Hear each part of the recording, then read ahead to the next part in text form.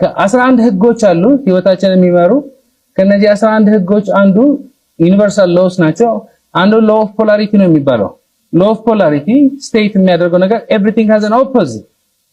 ውስጥ ውጭ ላይ ታች ቀኝ ግራ ፊት ጀርባ ጥያቄ መልስ ችግር መፍትሄ የኔ ችግር እኮ መፍትሄ የለውም ውሸት መፍትሄ የሌለው ችግር የለም አላሰብሽው ማለት የኔ ፈተና እኮ መውጫ የለውም ፈተና ካለ በቃ መውጫ አለ ፊት ካለ ጀርባ አለ ቀኝ ካለ ግን 96 የዓለማችን ህዝብ ስለማያስብ በምን ቢዚ ነው በችግሩ ቢዚ ነው ስለዚህ መፍትሄው ለማሰብ ጊዜ የለውም መፍትሄው ለማሰብ ጊዜው አላገኘሽው ማለት መፍትሄ የለም ማለት አይደለም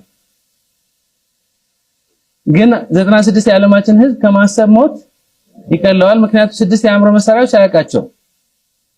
So what is perception? Perception is your point of view. ነገሮች የምታይበት መንገድ ይሄ ነገር ከባድ ነው ካልኮ that's your perception. አሁን ብዙ ነው የሚባል ነገር ማለት ነው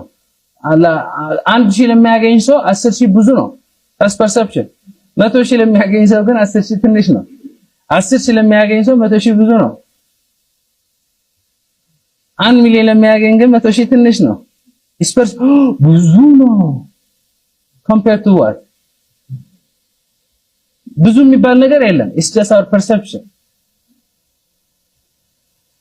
አሁን perception ለራሳችን ያለን እይታ ለራሳችን ያለ perception ዝቅ ያለ ከሆነ ህይወት የምንጠብቀው ዝቅ ያለ ነው ስለዚህ የምናገኘው ዝቅ ያለ ነው የሚሆነው ለራሳችን ያለ እይታ ከፍ ያለ ከሆነ ህይወት የምንጠብቀው ከፍ ያለ ነው የምናስበው ከፍ ያለ ነው የምናገኘው ከፍ ያለ ነው